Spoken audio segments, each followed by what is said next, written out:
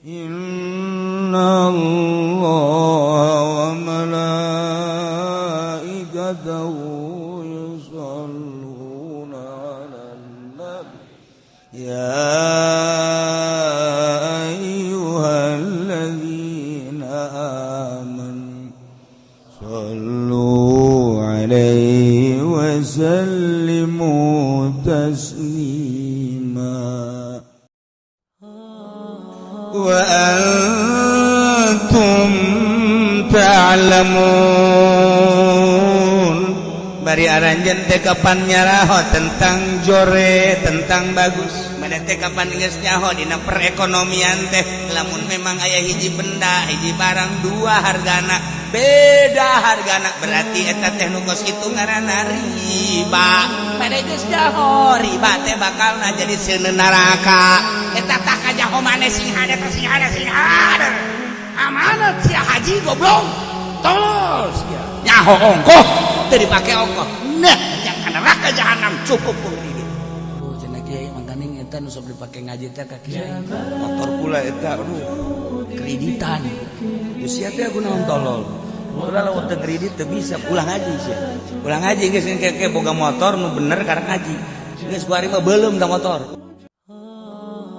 Masya Allah, lain lalagaan teh akilah riba hampir kabeh kuari mah geus kudu perusahaan gede nu warungan ge geus make duit riba rentek boro eta teu puguh teu karuh urang meuli kendaraan ge ngridit sarua bae ulah main-main urang mumpung masih hirup kami umur teu nyaho buah isuk buah pageto ulah kena-kena ngora gagah jeung sugih mentang-mentang orang ngarumpak aturan Gusti Allah saanunya dan anggeus kreditan paeh naudzubillah tsumma naudzubillah min ngeri luar biasa bagi jelema anu selalu dumadeuh ka Gusti Allah sieun bisi aya dosa-dosa kredit lain masalah leutik lain masalah maksiat leutik nu ku urang geus teu dianggap maksiat lain lalagaan sebab sama ayat nas Al-Qur'an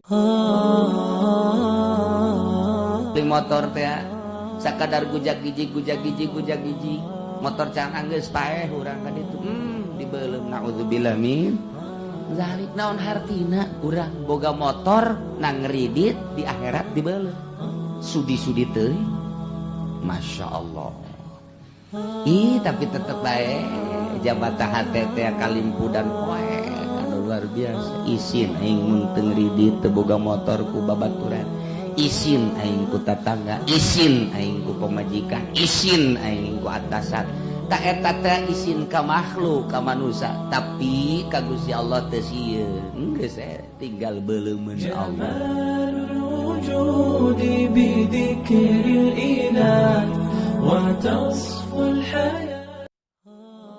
jadi nu bodoh man indah jasa di sorga teh jang tempat-tempat nu bodoh Masya Allah mantep jasa di sorga kan nu barodo loba jasa bakal yeay anu teu wau jeung pamarentah kan bodoh ngaranna eta bakalna ka sorga nu teu wau jeung judi eta kan bodoh ngaranna ka sorga nu teu wau jeung mabok eta kan bodoh ngaranna eta ka sorga nu geus kitu ngaranna anu teu ngridit janjana mah sieun beus teu kabayar bodoh kan ngaranna eta bakalna ka sorga eta nu geus kitu anu pinter ngridit da jahanam tah mending bodoh teu mah geus kitu sia emang teu nyokot duit di bank embung aing mah sieun aing mah bodoh aing mah karasa bodoh sehingga teu salamet sorga heuh sia mah usi motor ku ari mah teu kudu make DP asal aya KTP bae embung aing besi ka henteu kacocokan ka ditu dalang saya ngarasa bodoh teh ka naik sepeda bae lah aja atawa leumpang bodoh sorga innamal bai'u mithlul riba wa halallahu al-bai'a wa harrama ar-riba bae mah bae riba riba ai bae mah biasa halal halallahu al-bai'a wa harrama ar-riba tapi riba mah kan haram nah supaya ulah kada ge riba iceun bahasana ngabang supaya ulah kada ge riba dit supaya ulah kada ge riba deui angsuran goblok sarua teh bego tah kadenge ku tilisia eta teh modif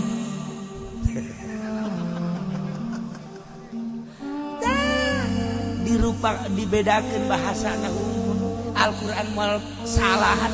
Wa halallahul bai'a wa harramar riba. Allah ngahalalkeun jual beli tapi ngaharamkeun riba.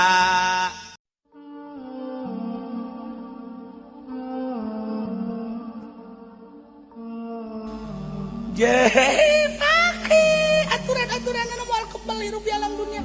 Cek Allah halal halal, cek Allah haram haram, cek Allah perintah laksanakeun, cek Allah larangan tinggalkeun, moal kembali deui kaburu tsunami sia. Masya Allah, urang keur mejeunang kredit, keur mejeunna nyokot duit bank ku nafsu teh bae. Wallahu alam di jero kuburna bakal pikumaha. Ih, henteu sieun sia teh bakal disiksa. Urang di dunia mah aya orai lumpat kunaon ai eta kredit teh diingu ku sia eta teh seuneu nu sabenerna. Aya kalajengkingan sagede kieu doang lumpat besi diseureud ku hokokna ka awak urang teh kunaon atuh ai duit bank dicokot maneh eta teh kalajengking sagede gunung Uhud. Teu kabayang eta. Ya Allah ya Rabbi.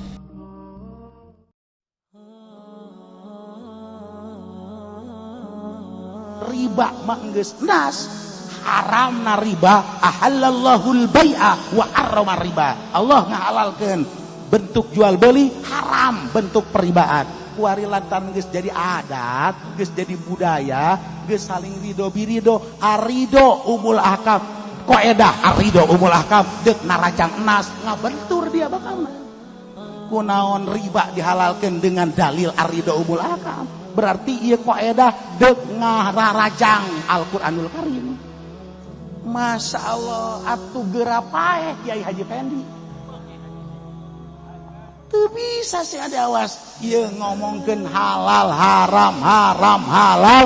Iya kudu bener-bener menurut Allah Subhanahu wa Ta'ala. Iya nas apa lain di Al-Qur'anana. Lamun geus nas, panse bakalna.